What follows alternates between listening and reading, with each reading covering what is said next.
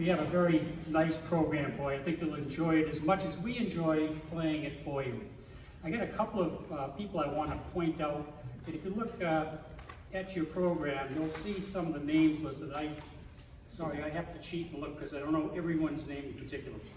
But we have some people that are sitting in with us today. And if you don't mind in the band, just kind of raise your hand so they know where you are. One is Bev DiPaolo. She's sitting in and playing the flute right here in the front.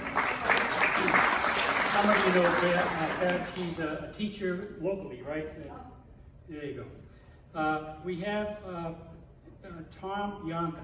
Tom Yonka is the actual director of the Howard and the Chatham Town Band. He's sitting out in the back. Tom, if you don't mind raising your hand. Next to Tom is Dan Fowley. Dan's played with us before, but he hasn't played this year. But again, he's sitting in playing the trombone back there. If you don't mind raising your hand. Now, some of you, I know you've been with us for years and years, probably almost 20 years, that when the band was first inaugurated in about 2007, I believe. I wasn't a member then, so I don't know everyone that was there at that particular time. But I remember when I started about 7 years ago, we played at the Cultural Center here in South Yarmouth, and I'm sure many of you went there. We got all crowded in, and it was just fun there, but still we needed more room, so we were able to move here. And one of the things that was a benefit for us, not only the nice seating and not so crowded, was that we had the opportunity to play with some young people that are high school students. And so in the last 5 years or so, we've had a number of students. Sometimes there's 5 students, sometimes there's 3. And this week, this time anyway, there's only 1, and his name is Caleb Scribner. He's sitting in the back playing some low brass.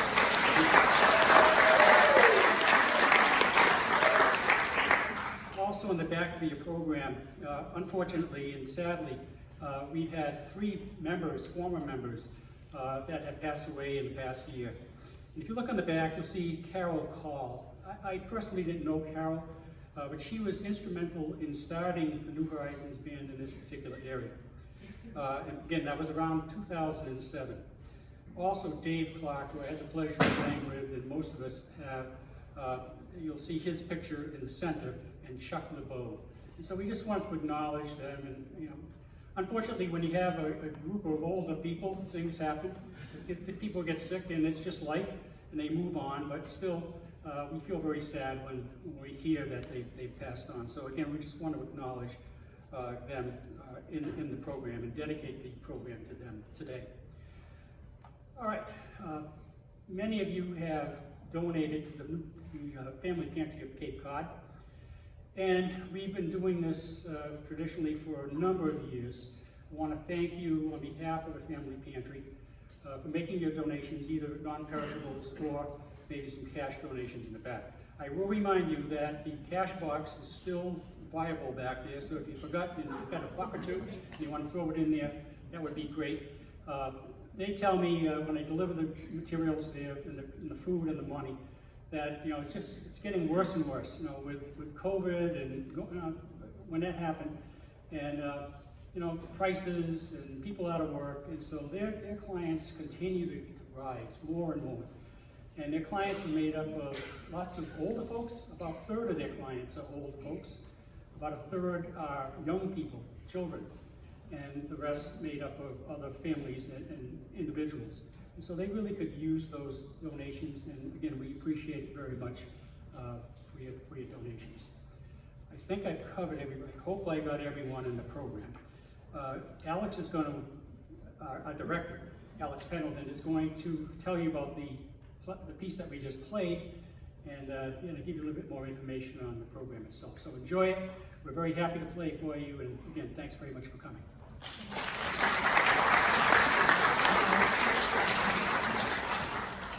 Thank you all again for coming this afternoon. And my name is Alex Pendleton. Happy to be the director here of the New Horizons Band at Cape Cod. We're so pleased to be back here on stage. And we have a really fun program for you this afternoon. Today, the band is going to take you on a bit of a historical journey through the history of jazz, starting with the early days of Dixieland up till the big band swing era. You're going to hear great classical jazz music as well as learn a little bit of jazz history. The first piece we started out with was two Dixieland charts, St. James Infirmary and Ball on the Jack. Now, Dixieland, otherwise known as traditional jazz, is a style of jazz that was based and developed in New Orleans at the start of the 20th century. The first instance of jazz music being referred to as Dixieland was actually the name of a band. It was not a genre of music. The name of the band was called the Original Dixieland Jazz Band, and they released their first recording on 78s, if you remember those, in 1917. Our next piece, Clarinet Marmalade, was recorded and made famous by that band.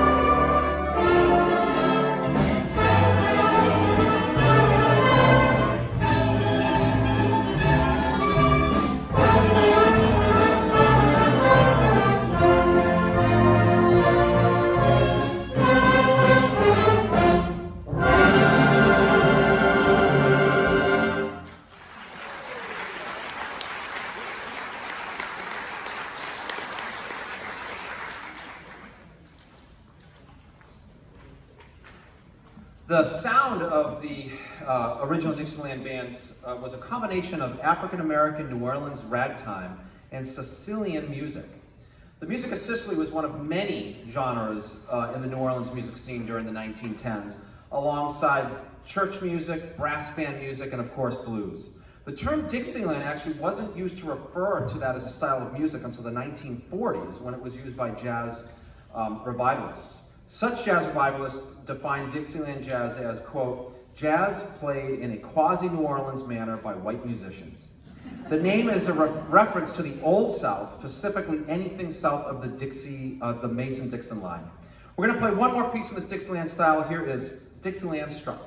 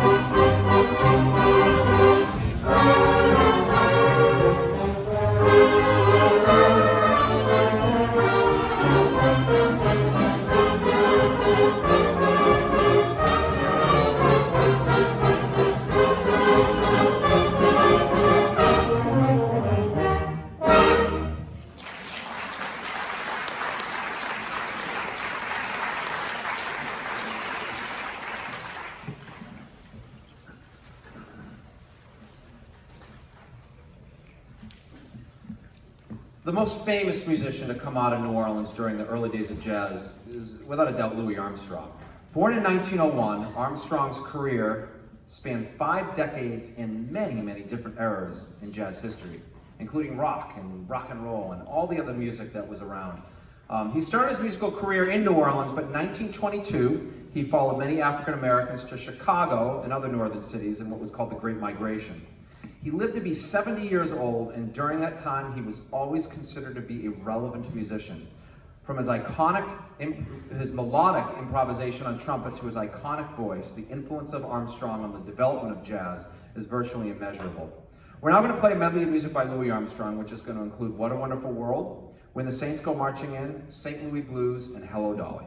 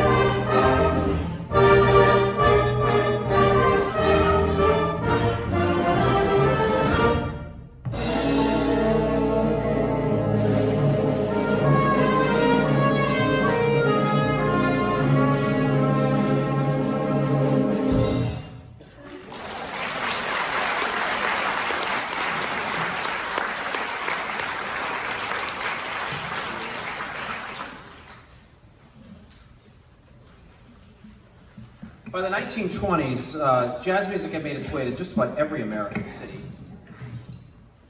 including, of course, New York City, and specifically the borough of Harlem. One of the most famous jazz musicians from this era and from New York City was Duke Ellington. Ellington formed his jazz orchestra, as they called them back then, in 1923 and gained a national profile through his orchestra's appearance at the Cotton Club in Harlem. A master at writing miniatures for the 3-minute 78 RPM recording format, Ellington wrote and collaborated on more than 1,000 compositions. His extensive body of work is regarded as a personal jazz legacy, and many of his pieces are now today's standards. This afternoon we're going to play a collection of these standards, including Satin Doll, Mood Indigo, It Don't Mean a Thing If It Ain't Got That Swing.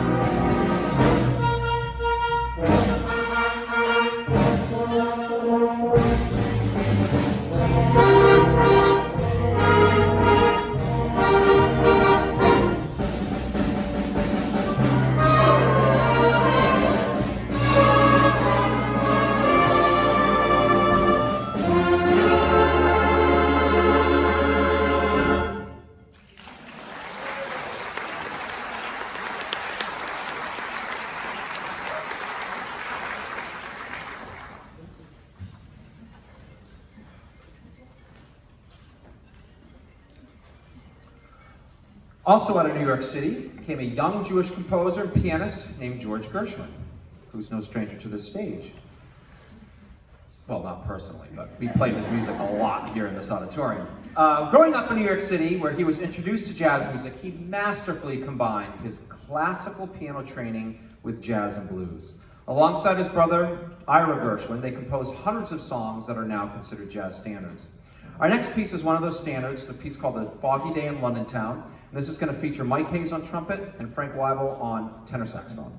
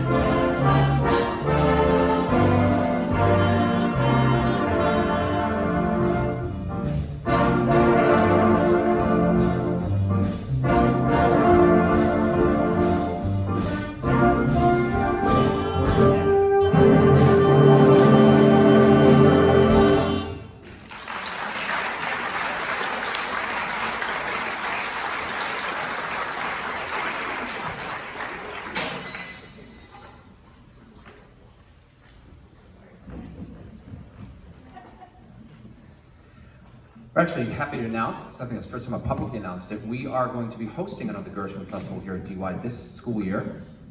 It'll be in March.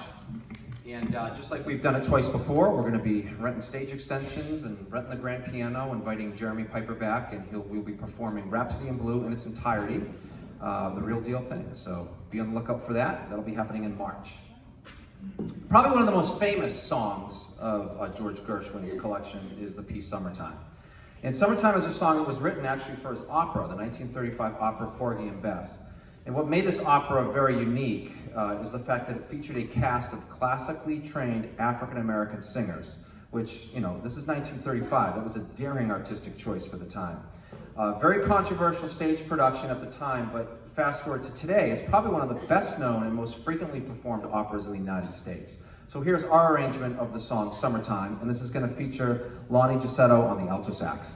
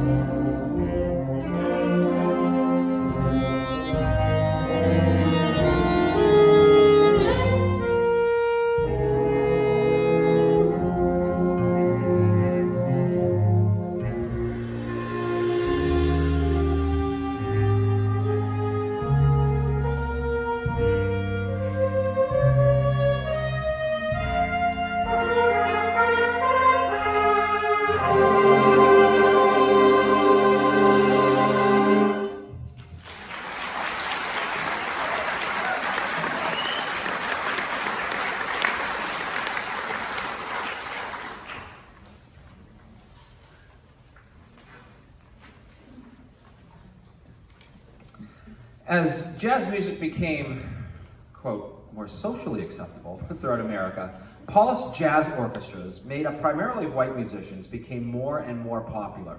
These jazz orchestras played a new style that we now refer to as big band swing, a style of jazz that was specifically meant to dance to. During the swing era, from about 1935 to the end of World War II, some more notable band leaders were Duke Ellington, Benny Goodman, Count Basie, Cab Calloway, Jimmy Dorsey, Tommy Dorsey, Woody Herman, Lionel Hampton, Artie Shaw, and of course Glenn Miller. And speaking of Glenn Miller, here is an arrangement of his song that he made famous, well not his song, but a song that his band made famous, In the Mood.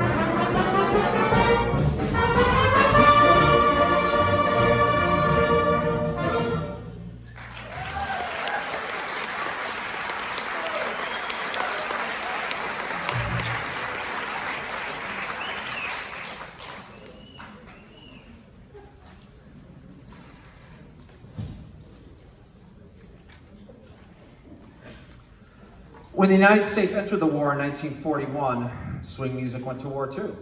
Jazz music provided comfort for families at home and soldiers abroad. Many musicians were drafted into the military and they took their music with them.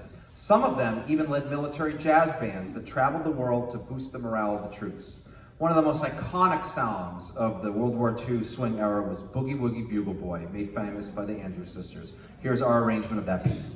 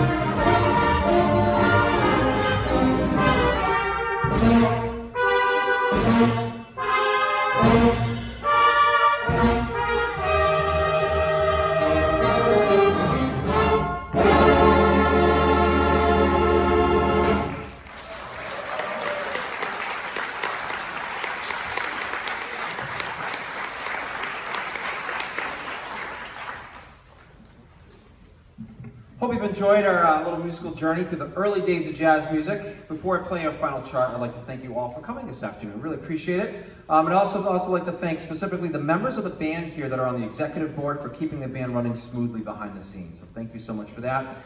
And most importantly, thank you to all these dedicated and talented musicians of the New Horizons band. It really is one of the highlights of my week to be able to work with them every Monday afternoon. Fantastic.